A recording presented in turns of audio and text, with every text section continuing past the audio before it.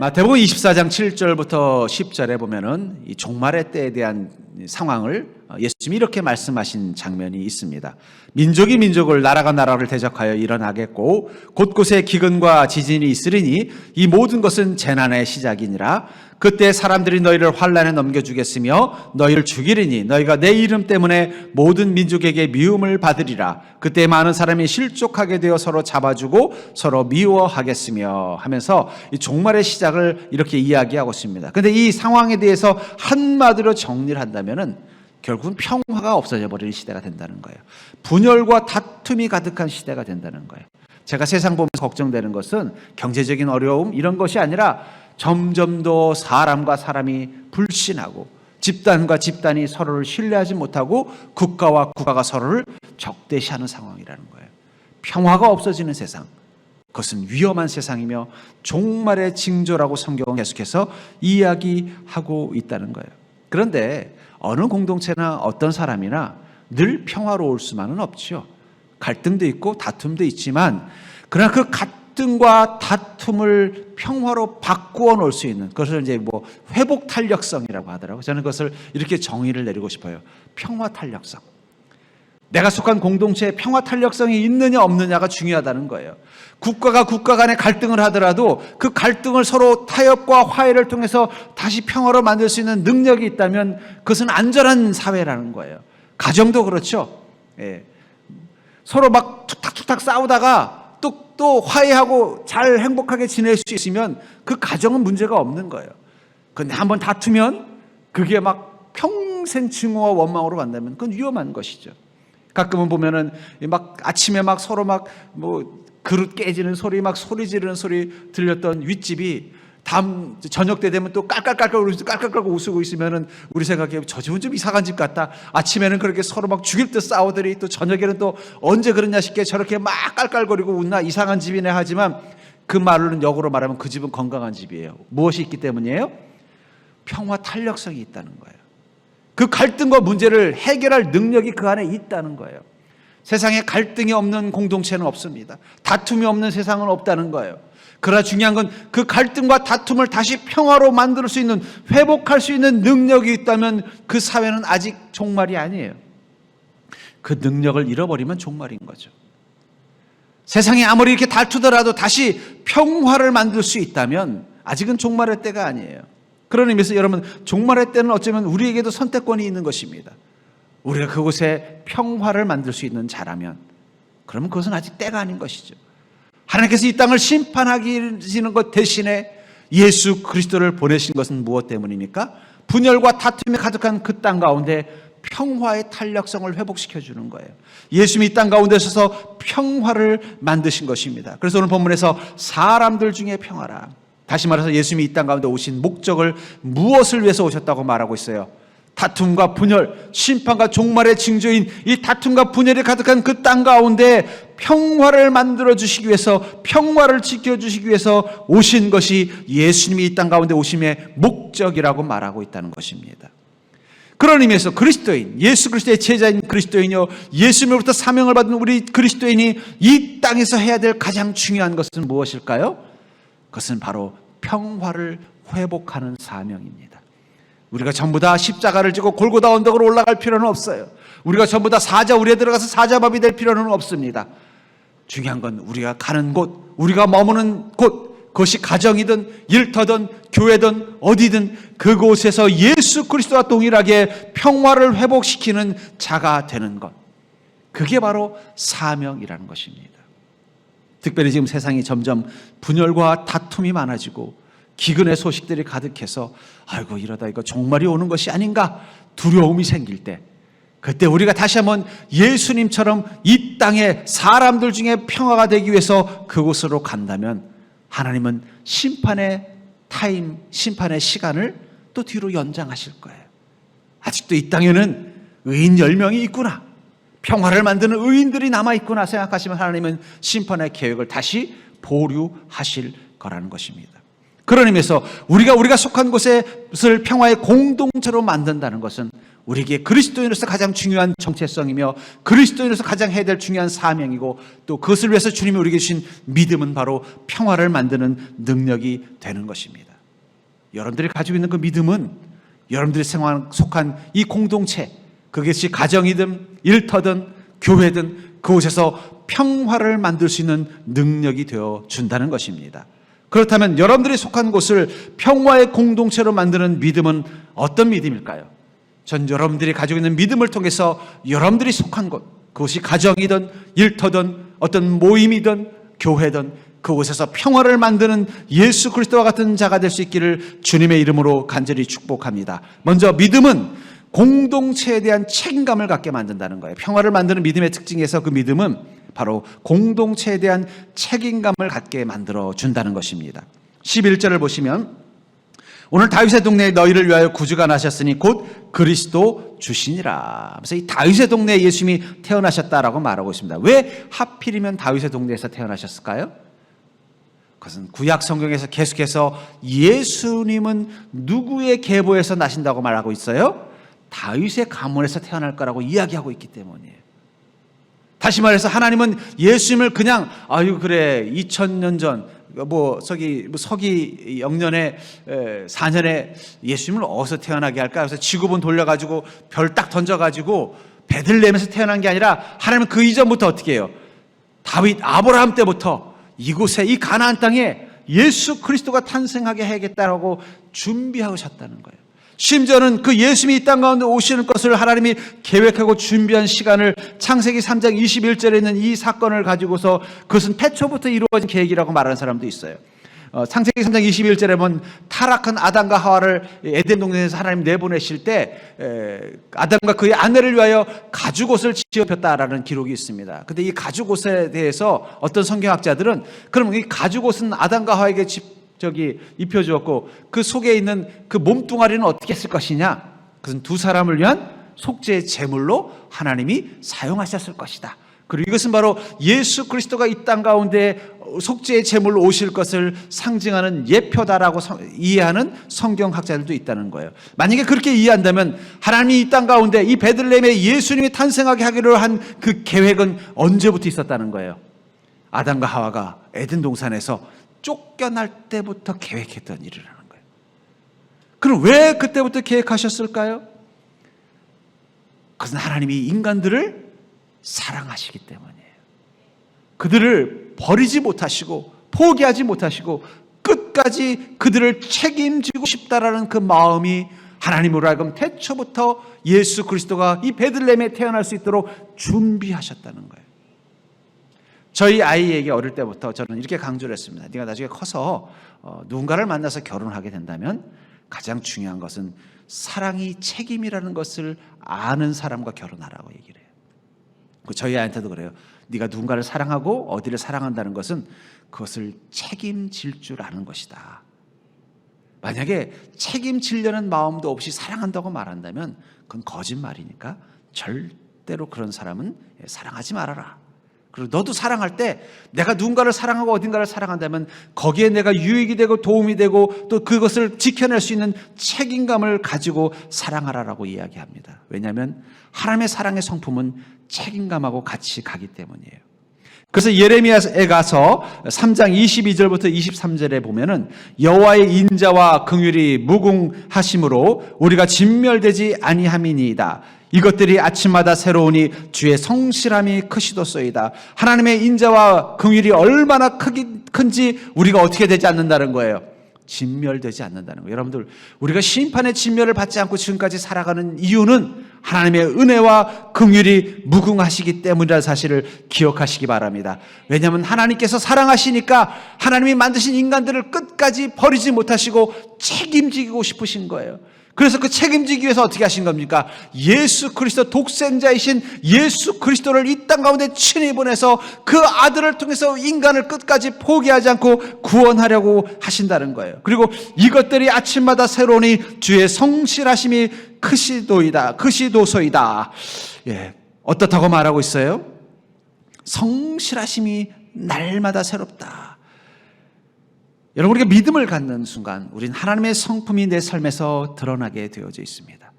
그리고 하나님의 성품이 우리 속에서 드러날 때 우리 안에 하나님의 사랑이 온전히 드러나게 될 때 그것은 바로 책임감으로 공동체를 향해 바라보게 된다는 거예요. 하나님도 하나님이 택한 인간들을 죽기까지 사랑하시고 그들을 끝까지 구원하기 위해서 직접 친히 이 땅 가운데 오셔서 십자가에 달려 죽으신 것이 하나님이 우리에게 보여주신 사랑이라면 나는 내가 사랑하는 이 가족들과 내가 사랑하는 이곳을 어떻게 사랑할 것인가? 하나님처럼 사랑하게 되는 게 믿음이라는 거예요. 그런 의미에서 믿음은 우리 공동체에 대한 책임감을 갖게 만듭니다. 그리고 공동체에 대한 책임감을 갖게 만든 그 책임감은 신실함으로 나타나게 돼서, 원래 책임감하고 신실함은 쌍둥이입니다. 여러분, 책임감이 강한 사람은 그 일에 대해서 성실할 수밖에 없어요. 내가 이곳을 잘 만들어야지 하면 어떻게 돼요? 성실하게 임하지, 이것은 잘해야지 해놓고 아무것도 하지 않지는 않는다는 것이죠. 예수님께서는 이 땅 가운데 하나님의 사랑을 가지고 오셨고 이 인간들을 끝까지 구원하려는 그 강력한 책임감이 있었기 때문에 끝까지 신실하심으로 이 인간들을 구원하기 위해서 십자가까지 올라가셨다는 거예요. 그런 의미에서 여러분들, 우리가 온전한 믿음을 갖는 순간 우리는 하나님의 마음을 담는 자가 되겠고, 하나님의 마음을 담고서 우리가 속한 공동체를 바라볼 때 우리는 하나님의 사랑으로 그 공동체를 볼 수밖에 없고, 하나님의 사랑으로 그 공동체를 보는 순간 우리는 그것을 복된 곳으로 만들고 싶은 책임감을 갖게 된다는 거예요. 내가 이곳을 어떻게 하든지 정말 하나님의 평화가 있는 곳으로 만들어야겠다. 그러니까 여러분, 그리스도인들은요, 가정에서 책임감을 가질 수밖에 없어요. 내가 이 가정 하나님께서 복되게 만들려고 나를 이 가정에 보내셨구나. 가족들도 보면요, 가정 구성원들도 보면은 어떤 사람은 권리만 취하려는 사람이 있잖아요. 가족들을 통해서 뭔가 자기 유익만 얻으려는 사람도 있어요. 그런가 하면 어떤 사람은 그 가족들을 끝까지 책임지려고 하는 마음, 하나님의 마음이라는 거예요. 그리고 그 책임감은 어떻게 만든다는 거예요? 성실함, 믿음의 신실성을 가지고 그 가정과 그 일터와 그 교회 속에 머문다는 거예요. 그러니까 여러분들이 속한 공동체를 평화의 공동체, 하나님이 주는 놀라운 평화를 경험하는 공동체로 만들려면 여러분들이 해야 될 일은 바로 그곳에 신실한 믿음을 가지고 머무는 것입니다. 그리고 그것을 사랑하는 거예요. 어떤 사랑이요? 하나님의 사랑, 책임감과 신실함이 담겨져 있는 사랑을 가지고 여러분들의 가정을 사랑할 때, 그리고 그곳에서 여러분들이 신실한 믿음의 모습으로 그곳에 생활할 때 그것은 평화의 공동체로 변화될 수 있다는 것입니다. 교회도 그런 것 같아요. 교회도 결국은 교회를 사랑하는 사람들, 근데 사랑한다고 말만 해놓고 책임지지 않는 사람들이 있어요. 말로는 막 해놓고서 아무것도 안 하는 사람들도 있어요. 또 신실하지 않은 믿음 가진 사람이 있어요. 막 자기 좋을 때는 모든 걸 다 할 것처럼 막 하다가 또 좀 뭔가 자기가 좀 마음이 좀 다운되고 그러면 또 갑자기 아무것도 안 할 것처럼 하는 그런 사람도 있다는 거예요. 두 번째, 우리가 속한 평화의 공동체를 만드는 믿음의 특징은 바로 그것은 믿음은 공동체의 기쁜 소식을 전하는 자가 되게 만든다는 거예요. 우리가 온전한 믿음을 가질 때 우리가 속한 공동체에 기쁜 소식을 전하는 자가 되도록 만들어준다는 것입니다. 10절을 보시면 천사가 이르되 무서워하지 말라. 보라, 내가 온 백성에게 미칠 큰 기쁨의 좋은 소식을 너에게 전하노라. 이 큰 기쁨의 좋은 소식을 전한다라고 말하고 있습니다. 예수님의 탄생을 뭐라고 말하고 있냐면 큰 기쁨의 좋은 소식을 전하는 것이다라고 말하고 있다는 것입니다. 예수님의 탄생은 우리 인간의 탄생하고는 다른 것입니다. 예수님의 탄생은 예수님이 저 하늘에 계시다가 이 땅으로 이사 오신 거예요. 근데 이사 온 목적이 뭐라는 거예요? 큰 기쁨의 소식을 이 땅 가운데 주기 위해서 오신 것이 바로 예수님의 탄생이라는 거예요. 그런 의미에서 여러분들, 복음, 굿뉴스라는 이 복음은 결국은 예수님의 말과 행동만을 의미하는 것이 아니라 예수님이라는 존재 자체라는 거예요. 그러니까 바로 예수님이라는 그 존재 자체가 바로 우리에게 큰 기쁨의 소식이며 그것이 우리에게 주는 큰 기쁨이며 그 기쁨이 바로 가장 큰 기쁨은 뭐라는 것입니까? 바로 평화, 이 땅에 평화를 주는 소식이라는 것입니다. 저는 이 말, 그 말과 행동이 아니라 그 존재 자체가 기쁨이 된다는 게 뭔가 하는 것에 대해서 어떤 토크쇼에 나온 두 사람에 관한 일화를 보면서 깨닫게 됐어요. 여러분, 윤종신이라는 가수 잘 알죠? 유명한 가수잖아요. 그 윤종신 씨하고 25년간 친구로 지낸 사람 중에 한 명이 이 장항준이라는 감독입니다. 그분은 이제 지금은 좀 꽤 유명해졌지만 옛날에는 좀 무명 생활을 오래 했던 그런 소위 말하는 무명 생활을 오래 했던 감독이신데 지금도 뭐 본인보다는 부인 때문에 유명해. 부인이 뭐 세계적인 이 방송 작가가 돼가지고 유명해졌는데 그 둘이 25년간 우정을 쌓았다는 거예요. 근데 그 우정을 쌓을 때의 관계를 이렇게 얘기 들어보니까 아무래도 이제 그 장항준 씨는 좀 어렵고 가난한 그런 무명 생활을 오래 했으니까 돈이 없을 거 아니에요.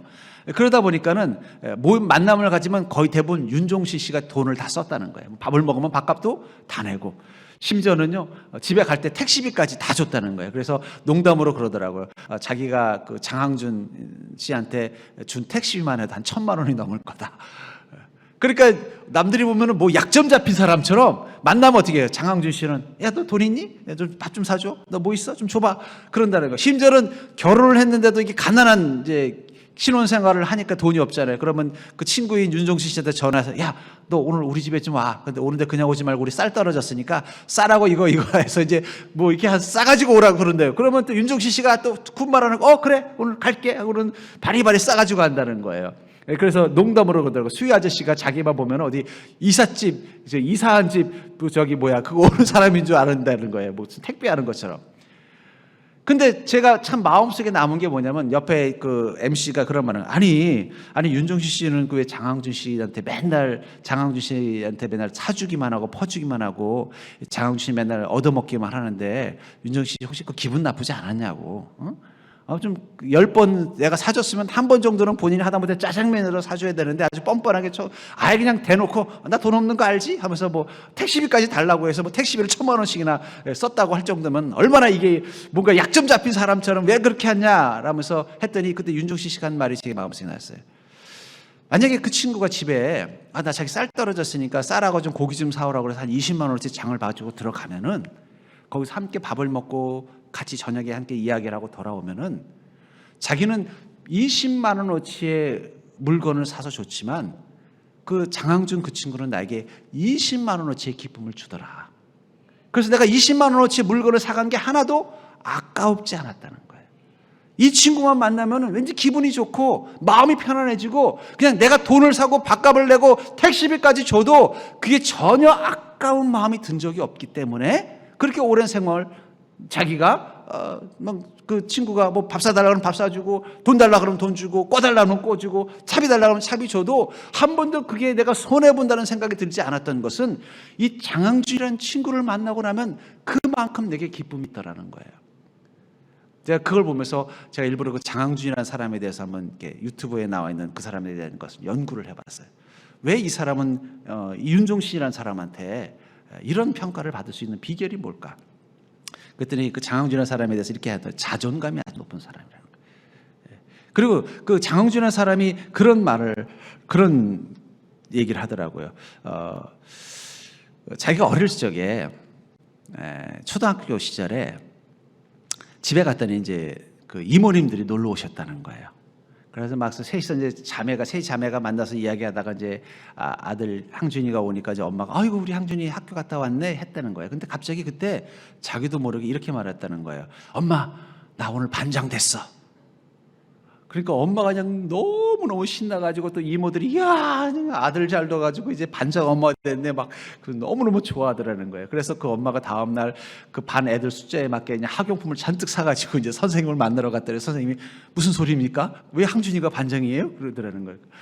너무너무 놀래가지고 돌아갔다는 거예요. 근데 뭐 그 장항준이라는 그 사람이 엄마한테 나 반장 됐어 할 때 무슨 나 반장 됐으니까 돈 달라고 하지도 않았고 혹시 혼날 일이 있어가지고 안 혼나려고 반장 됐다고 한 것도 아니라고 자기도 왜 자기가 그렇게 했는지 잘 모르겠다는 거예요. 그냥 갑자기 엄마가 언니 이모들하고 같이 있는데 갑자기 자기가 나 반장 됐어라고 말을 하고 싶더라는 거예요. 그래서 그날 밤 이렇게 자고 있는데 눈을 살짝 떠보니까 엄마 아빠가 자기를 물끄러미 보면서 왜 그랬을까? 그러더라는 거예요. 아니 왜 갑자기 무슨 돈이 필요한 것도 아니고 혹시 혼날까 봐 무서워서 그런 것도 아닌데 왜 반장이 됐다고 거짓말을 했을까? 자기한테 무슨 유익이 오는 것도 아닌데 왜 그랬을까? 그렇게 반장이 되고 싶었을까? 뭐 그런 일화를 했는데 제 마음속에 문득 이 장항준이라는 사람이 왜 그렇게 했는지 이해가 되더라고요. 그 사람은 엄마의 기쁨이 되고 싶었던 거예요. 이모들하고 함께 있는 시간에 엄마를 가장 기쁘게 해줄 수 있는 건 뭐예요? 자식 자랑이잖아요. 근데 자기는 공부를 너무 못하는 거예요. 그러니까 그 순간만이라도 뭐예요? 엄마를 기쁘게 해주고 싶으니까 나 반장됐어 그랬다는 거. 뭐 그렇다고 무슨 용돈 받으려는 것도 아니고 혼날 일이 있으니까 좀 무마시키려고 한 것도 아니고 그냥 엄마를 좀 그 사람이 왜 만나는 사람들이 내가 저 사람에게 20만 원어치 물건을 사주고 또 20만 원어치 택시비를 내줘도 나는 그 사람에게 그거 주는 게 아깝지 않을 수 있었던 것은 그 사람의 마음에 무엇이 있었기 때문이에요. 내가 만나는 사람에게 기쁨이 되고 싶다라는 열망을 가진 사람이라는 거예요. 제가 그걸 보면서 깨달은 게 있습니다. 여러분들의 공동체를 행복하게 만들려면 여러분들의 마음의 자세가 중요해요.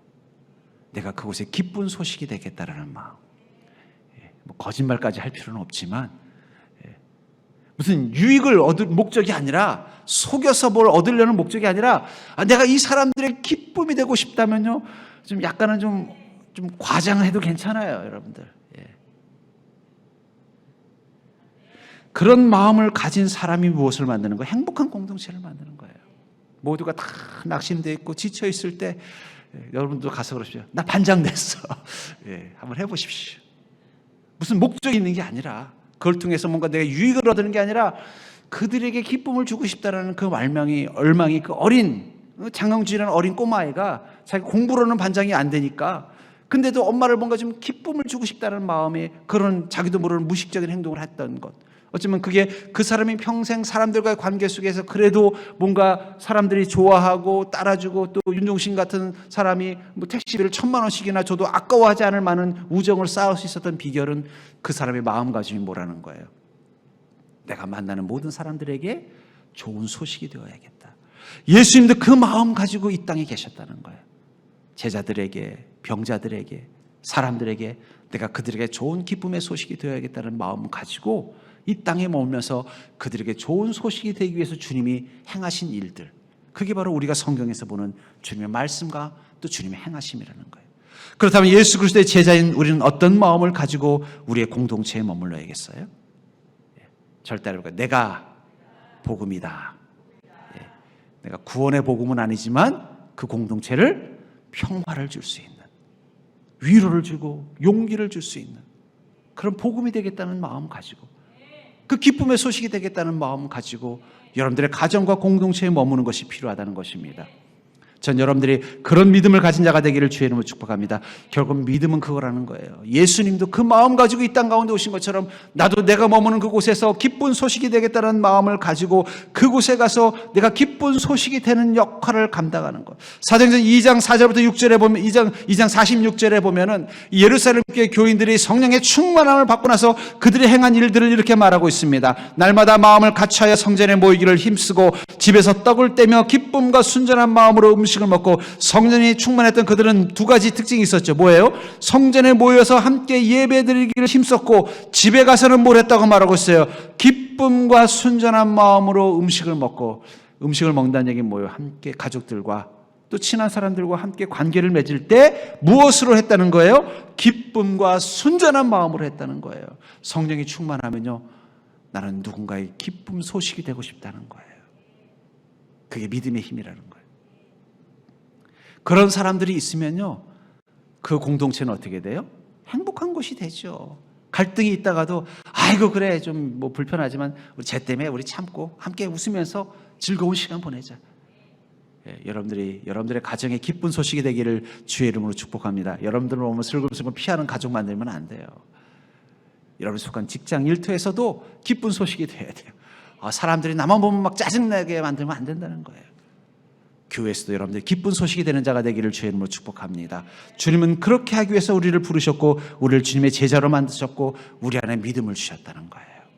세 번째로 우리가 속한 곳을 평화의 공동체로 만드는 믿음의 특징은 무엇보다 참 평화는 예수 그리스도가 표적이 되어야만 가능하다는 것을 믿는 믿음입니다.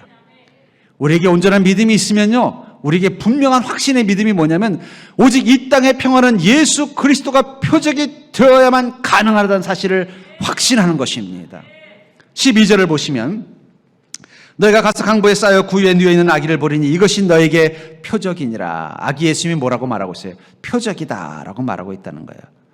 민수기 21장 5절부터 9절을 보면은 이 광야에서 하나님을 원망하던 이스라엘 민족에 관한 이야기가 나옵니다. 여기 보면 이스라엘 백성들이 이 광야에서 하나님을 원망하는 장면을 이렇게 말하고 있어요. 백성이 하나님과 모세를 향하여 원망하여 이르되 어찌하여 우리를 애굽에서 인도하여 내어 이 광야에서 죽게 하는가? 이곳에는 먹을 것도 없고 물도 없도다. 우리 마음이 이 하찮은 음식을 싫어하노라 하매. 여기 이 하찮은 음식이 뭔지 아세요? 만나예요. 이 만나를 지금 뭐라고 말하고 있는 거예요? 하찮은 음식이라고 말하고 있다. 여러분, 인간이 왜 악한 줄 아세요? 은혜가 처음에는 크다고 느끼다가 좀 지나면 그게 뭐가 돼요? 이 하찮은 것 주고도 하나님이 나에게 은혜 베풀었다고 말씀하시네? 이렇게 착각하는, 반응나는 거예요. 처음에는 그 은혜를 받았을 때, 이게 뭐냐? 이 만나라는 게 이게 뭐냐는 뜻이거든요. 야, 이게 뭐야? 웬일이야? 라는 뜻이라는 거예요. 놀라가지고 아침마다 주님이 주시는 그 만나를 사모하고 그것을 주시는 은혜 앞에 기뻐하던 이들이 어느 순간, 아이고, 맨날 만나야 이 하찮은. 지금 저희 사역자들이 이 코로나 나라서 일체 외식을 안 하고 있습니다. 토요일만 같이 외식을 해요. 배달 음식을 먹고 각자 도시락 싸와가지고 와서 먹습니다. 그랬더니 토요일 날 이제 회의 끝나고 나서 이제 뭐 먹을까 하면은요, 사역자들이 맨날 집밥만 먹었더니 짜장면만 먹어도 너무 맛있다고. 인간이 얼마나 간사하냐는 거예요. 하나님의 은혜의 만나를 주셨을 때는요, 처음에는 그걸 너무너무 기뻐하고 감사하던 그들이 어느 순간 이 하찮은 음식을 싫어하노라 하면서 뭐라 그러고요. 먹을 것도 없고 물도 없다. 근데 중요한 건 지금 이 불평을 할 때 그들이 굶어 죽었나요? 아니면 물이 없어가지고 기가 들어서 목말라 죽었나요? 아니에요. 하나님이 아침마다 만나 주셨고, 물이 없으면 반석에서 물을 내리시고, 마라란 쓴물을 또 단물로 바꿔주시고, 계속 하나님은 먹을 것과 물을 공급해 줬지만 그들의 마음의 죄성이 그것을 무엇으로 여기는 거예요? 이거 가지고 만족이 안 된다는 거예요. 세상의 다툼과 분열의 근원은 빵 문제입니다. 빵이에요, 빵. 이거 가지고 만족이 안 된다는 거예요. 세상의 모든 다툼의 근원은 결국은 빵 문제예요. 니들은 왜 쌀밥 먹는데 왜 나는 보리밥 먹냐? 왜 니들은 고급 빵 먹는데 왜 나는 그 척박한 빵 먹냐? 그것 때문에 싸우고 다투는 거예요. 내 빵인데 왜 네가 가져가냐? 세상의 불신과 다툼, 그것은 결국은 이 빵의 문제 때문에 있다는 거예요. 근데 그 원망은 결국 누구에게로 가요? 마지막엔 하나님께 간다는 거예요. 하나님께. 하나님께서 화가 나셨죠. 그래서 이렇게 합니다. 여호와께서 불뱀들을 백성 중에 보내어 백성을 물게 하심으로 이스라엘 백성 중에 죽은 자가 많은지라. 하나님 불뱀을 보내서 어떻게 해요? 그 광야에 있는 이스라엘 민족들을 물어 죽게 했다는 거예요. 그런데 이 불뱀은요, 갑자기 하나님이 저 하늘에서 비처럼 쏟아낸 게 아닙니다. 원래 불뱀은 이 광야에 살던 뱀이에요. 이 독사예요. 이 광야에 있던 이 독사들은요, 이 독이 얼마나 무서웠는지 한번 물리면 막 고열에 시달리고 죽기 때문에 그것이 뜨겁게 만들기 때문에 불뱀이라는 별명이 붙었다 그러더래요. 그럼 지금까지는 왜 이 불뱀의 존재를 이스라엘 민족이 몰랐을까요? 뭐 이스라엘 민족이 한두 명 광야를 통과한 것도 아니고 장정만 60만 명이 우르르 가면은요, 그 광야에 살던 이 불뱀들도 당연히 어떻게 돼요? 놀래가지고 아마 분명히 물었을 것 같은데 왜 지금까지는 한 명도 물리지 않고 말짱하다가 갑자기 그들이 하나님을 원망하는 이 순간 불뱀들이 와서 이스라엘 백성들을 물어서 많은 사람이 죽게 됐을까요?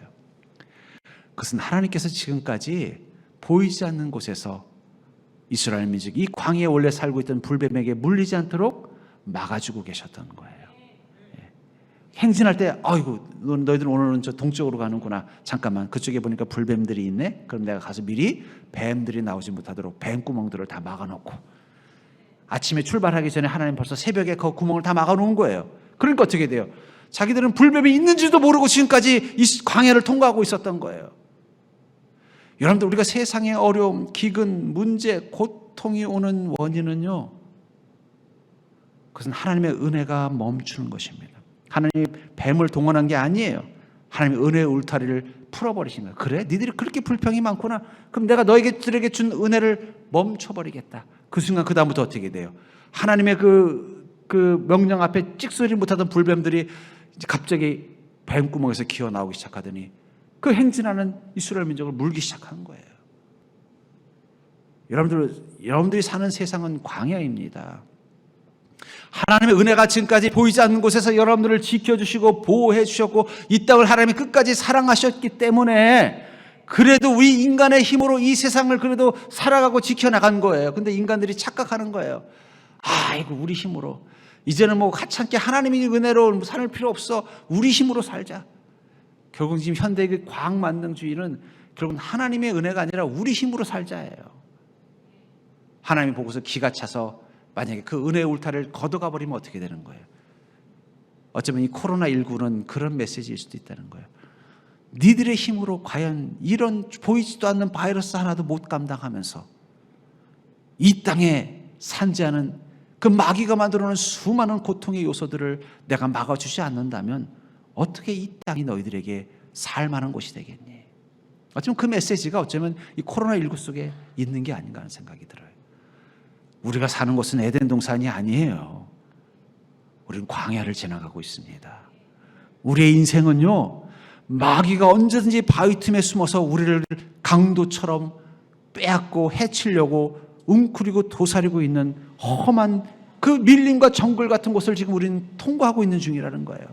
근데 우리가 그것을 느끼지 못했던 것은 하나님의 은혜 울타리가 그 불뱀의 구멍을 막아주고 필요할 때마다 물을 내려주시고 필요할 때마다 만나를 공급해 주시고 필요할 때마다 그 도적들로부터 지켜주셨기 때문에 우리가 그것을 모르고 살았던 건데 우리도 모르게 어느 순간 교만해져서 뭐라 그럴까? 하나님의 은혜 그 하찮은 거 라고 생각하는 순간 하나님은 더 이상 그 은혜의 보호막과 울타리를 우리 인생 가운데 펼쳐주지 않게 되면 그 순간부터 우리에게 현실이 보이는 거예요.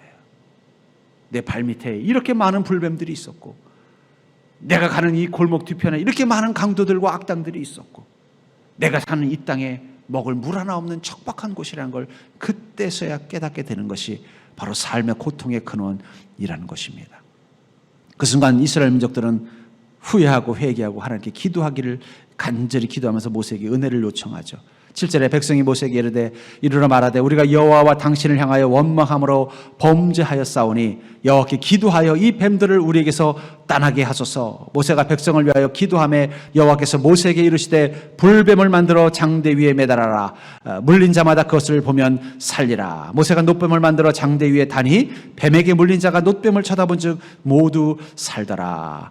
하나님께서는 이 불뱀에 물려서 죽어가는 사람들 또 고통받고 있는 사람들을 향해서 하나님께서 어떤 치료책을 주시냐면은 그 불뱀 모양으로 생긴 뱀을 구리로 만들어서 그것을 장대 위에 달아서 매달라고 말씀하고 있다는 거예요. 그리고 그것을 보는 자마다 살 것이다. 그 장대는 무엇을 의미할까요? 그것은 하나님의 은혜의 보호막이 회복되어졌음을 뜻하는 거예요. 6.25 전쟁 때 북한에서 북한군이 쳐들어왔을 때 서울에 있는 정부 청사에 깃발이 하나 내려가고 새로운 깃발이 올라갔어요. 어떤 깃발이 내려갔을까요? 태극기가 내려가고 북한의 인공기가 올라간 거예요. 그 순간 그것은 뭘 말하는 거예요? 그것을 다스리는 자는 김일성이라는 뜻이에요. 그러다가 유엔군이 인천 상륙작전을 펼치고 다시 우리 국군이 진군해서 저 서울을 수복했을 때는요, 다시 그 인공기는 내려가고 태극기가 올라갔어요. 그 순간 무엇이 되는 거예요? 이것을 다시 우리나라 국군이 다시 회복했다는 뜻이라는 거예요. 다시 말해서 이 불뱀의 모양으로 된 구리로 만든 이 구리뱀을 장대 위에 올린 이것은 이제 이곳에 하나님의 은혜가 회복되었음을 뜻하는 것입니다. 그러니까 불뱀이 보더니 뭐라는 거야? 이거 다시 가야 되겠네. 하나님이 다시 지키는 곳이네. 어쩌면 그 구리뱀을 본 것은 불뱀에 물린 사람들도 있었지만 불뱀들도 봤을 것 같아요. 보더니 이거 틀렸다 이제. 하나님이 다시 이들을 보호하시는데 괜히 우리가 나섰다가는 우리 하나님께 혼나겠다. 다시 굴로 들어가자. 여러분들, 왜 우리가 예수 그리스도의 십자가를 바라봐야 될까요? 그건 바로 이 장대 위에 달린 이 구리뱀을 보는 것과 같다는 거예요. 그 구리뱀은 우리를 물지 못합니다. 그 구리 속에 무슨 불뱀에 물린 독을 해독할 수 있는 무슨 해독 성분이 있어서 낫는 게 아니라는 거예요. 그 구리뱀이 우리 눈앞에 보이는 장대 위에 높이 세워졌다는 것은 이제 이곳은 하나님이 통치하시고 다스리시며 하나님의 은혜가 임한 곳이라는 선포라는 거예요. 하나님이 그런 선포를 한 인생을 누가 감히 해치겠습니까? 어떻게 감히 미물인 땅에 불뱀이 물어서 죽이겠습니까? 어떻게 마귀가 뒤에 숨어서 강도처럼 해칠 수 있겠습니까? 중요한 건 하나님의 그 은혜의 장대가 보이는 곳에 우리가 있어야 된다는 거예요. 그 장대를 보는 믿음이 있어야 된다는 거예요. 왜 우리가 십자가를 바라보아야 되는가? 왜 우리가 십자가를 바라보는 믿음으로 살아야 되는가? 그것은 바로 하나님의 은혜가 다시 한번 우리 삶 가운데 임했다는 증거이기 때문이에요. 그러니까 여러분, 세상에 십자가가 없어지는 걸 두려워하십시오. 그것이 사라지는 곳에 하나님의 은혜가 사라지면 우리가 얼마나 위험한 세상을 살아왔는지 보게 된다니까요. 그냥 맨 땅인 줄 알았던 그곳에 있는 작은 구멍들이 불뱀과 전갈과 독충들이 가득한 곳이란 걸 알게 된다니까요. 코너를 돌 때마다, 그 바위 뒤를 돌 때마다 그곳에 그냥 길이 있는 것이 아니라 그곳에 맹수가 있고 도적들이 있고 수많은 나를 해치는 것들이 가득했던 길을 가고 있었던 거예요. 아무리 가도 마실 물이 없는 척박한 인생을 우리가 살고 있었는데 그걸 몰랐던 이유는 무엇입니까? 그것은 하나님의 은혜가 우리 인생에 울타리를 쳐줬기 때문이에요. 그런데 어느 순간 우리가 그것을 잊어버렸을 때 우리도 모르게 하나님의 은혜를 하찮은 것으로 생각하게 된다는 거죠. 그런 우리가 다시 그것을 회복하기 위해서 우리에게 필요한 것은 무엇입니까? 하나님을 보는 것이죠. 그 시편 62편 5절에 보니까 나의 영혼아 잠잠히 하나님만 바라라. 무릇 나의 소망이 그로부터 나오는도다. 왜 우리가 하나님을 바라보는 믿음이 필요할까요? 여러분들의 공동체를 복된 공동체, 평화의 공동체로 만들려면요, 그곳에 있는 가족들이 누구를 바라보게 하셔야 돼요? 마치 장대 위에 있는 구리뱀을 보듯이 하나님을 바라보는 믿음을 회복하는 게 중요해요. 만약에 이 하나님이 구리뱀을 만들어서 저 장대 위에 세우고는 모세를 통해서 누구든지 이 뱀을 보는 자들은 다 나을 것이고 불뱀에 물리지 않을 것이다 라고 말했는데도 여전히 불뱀이 무서워서 하늘을 쳐다보지 못하고 땅에 있는 뱀구멍만 쳐다본 사람들은 어떻게 됐을까요? 물린 사람은 낫지 못하고 죽었을 것입니다. 그리고 두려워서 우왕좌왕하던 사람, 또 다른 보이지 않는 곳에 숨어져 있었던 불뱀에 물려서 죽었을 거예요. 오직 눈을 들어서 그 구리뱀, 장대 위에 있는 구리뱀을 보는 자만 그 광야에서 생명을 보호할 수 있었다는 거예요. 믿음은, 이 땅을 살리는 참된 평화는 오직 예수 그리스도가 그 장대 위의 구리뱀처럼 표적이 되셔서 우리가 그분을 바라보는 믿음을 가진 자가 되어야만, 우리 가정과 우리 공동체가 그분을 바라보는 공동체가 되어야만 회복될 수 있다는 것을 확신하는 것, 그게 바로 믿음이라는 것입니다. 나의 영혼아 잠잠히 하나님만 바라라. 무릇 나의 소망이 그로부터 나느니라. 전 그런 의미에서 여러분들이 속한 공동체를 평화의 공동체로 회복시키는 지혜와 능력은 바로 십자가의 지혜라고 믿습니다. 고린도서 1장 18절부터 19절에 보면은 십자가의 지혜와 세상의 지혜를 이렇게 표현하고 있습니다. 십자가의 도가 멸망하는 자들에게는 미련한 것이요 구원을 얻는 우리에게는 하나님의 능력이라. 기록된 바 내가 지혜 있는 자들의 지혜를 멸하고 총명한 자들의 총명을 폐하리라 하였으니. 어떤 성경에서는 이 십자가의 도를 십자가의 지혜라고 또 번역한 성경도 있습니다만, 그러면 세상의 지혜와 십자가의 지혜, 십자가의 진리는 뭐가 다를까요? 세상의 지혜는 알면 알수록 우리로 하여금 더 무엇인가를 하라고 만들어요. 너 방법 알았잖아? 이거 해야지. 너 이 방법 알았잖아? 이렇게 해야지. 결국 세상의 지혜는 우리가 계속 무엇인가를 해서 어떻게 해요? 그걸 해결할 수 있는 방법을 찾아서 계속 액션을 취하라고 만드는 게 세상의 지혜의 특징이라는 거예요. 그러면 십자가의 지혜는 어떻습니까? 스톱. 네가 행할 수 있는 모든 것들을 잠시 멈추고 바라봐라. 누구를 바라보라는 거예요? 주님을 바라보아라.